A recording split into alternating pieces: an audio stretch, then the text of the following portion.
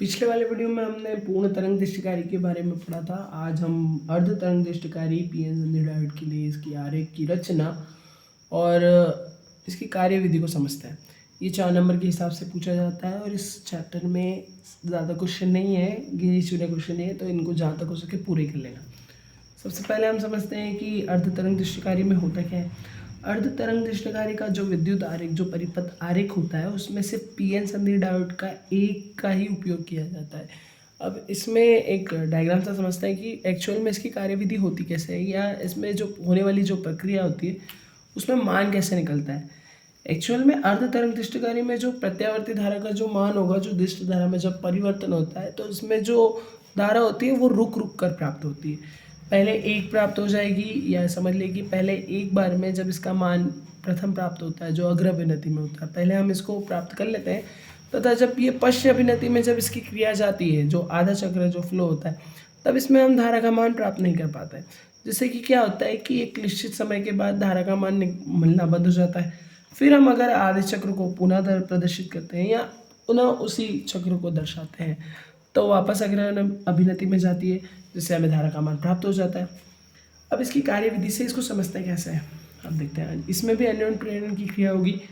तो जब निवेशी प्रत्यावर्ती विभव के लिए आधे चक्र में जब P सिरा धनात्मक विभव तथा N सिरा ऋणात्मक विभव पर होता है, जो पीएन संधि डायोड का जो निवेशी प्रक्रिया, जो इससे L1 कुंडली के द्वारा अन्योन्य प्रेरण की जो क्रिया होती है, जिससे L2 सिरे पर जो ये आवेश प्राप्त होता है, तो P सिरा जो पीएन संधि डायोड का है उसको धनात्मक आवेश प्राप्त होता है आधे चक्र में, और N सिरे को कौन सा आवेश प्राप्त होता है, ऋणात्मक आवेश प्राप्त होता है। और हमने अभी तक में अग्र अभिनति में जब पढ़ा था कि इस पीएन संधि डायोड को जब धनात्मक सिरा प्राप्त होगा और N सिरे को जब ऋणात्मक आवेश प्राप्त होगा, तब बनने वाला जो परिपथ होगा वो कौन सा होगा, अग्र अभिनति में। जिससे कि क्या होता है, तब भार प्रतिरोध RL की तीर की दिशा में धारा I प्रवाहित होती है। अग्र अभिनति में धारा प्रवाहित होती है, परंतु शेष आधे चक्र में जबकि P सिरा ऋणात्मक विभव एवं N सिरा धनात्मक विभव पर होता है। अब वही आ गया, आधे सिरे में जो पहला जो आधा चक्र था उसमें तो धनात्मक प्राप्त हुआ। अब जो आधा चक्र जो बचा है उसमें क्या होता है कि पीएन संधि डायोड पर ऋणात्मक आवेश उत्पन्न होता है या पहुंचता है, और एन सिरे पर कौन सा सिरा मतलब कि आवेश पहुंचता है तो वो धनात्मक होता है। जिससे कि क्या हो जाता है कि चक्र पश्च अभिनति में चला जाता है और धारा प्रवाहित नहीं होती या बहती नहीं है।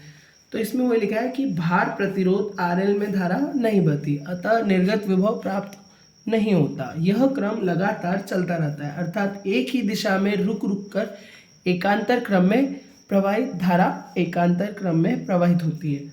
इस प्रकार संधि डायोड अर्ध तरंग दृष्टिकारी की भांति कार्य करता है, कि मतलब एक निश्चित समय या एक लिमिटेड टाइम के लिए ही वो इलेक्ट्रिसिटी फ्लो भी कर रहा है और इसके मान को प्रदर्शित भी कर रहा है। लेकिन एक जब पश्च अभिनति में चला जाता है तब धारा का मान क्या होता है, परिवर्तित नहीं होता है और वो मान प्राप्त भी नहीं होता।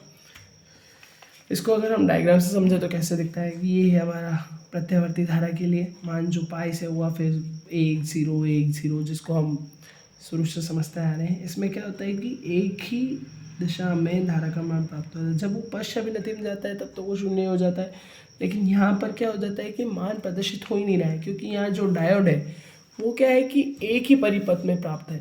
ये ऊपरी वाले जो परिपथ में उसी में है। अगर ये दूसरे परिपथ में होता, जब आवेश बदलता तो धारा इधर से प्रवाहित हो जाती, जैसे कि हमने अग्र अभिनति में देखा था। इसके डायग्राम में समझ लो, इसमें क्या था कि जब आधे चक्र में यहाँ P सिरे पर धनात्मक आवेश आ रहा था तो ये अग्र अभिनति में हो गया था और ये वाला पश्च अभिनति में चले गया था। अब जो आधा सिरा होगा इसमें ये ऋणात्मक चले गया और ये वाला कौन से में आ गया, धनात्मक के। तो फिर धनात्मक सिरे से ये जुड़ा है तो ये कौन से अभिनति में आ गया, अग्र में, और ये वाला पश्च में। पहले वाले में इसमें से धारा प्रवाहित होकर निकल गई थी और दूसरे वाले में इसमें से निकल जाएगी। बस सिर्फ इतना सा डिफरेंस है। ये 4 नंबर के क्वेश्चन यहाँ पर हमारे खत्म होता है। Thank you.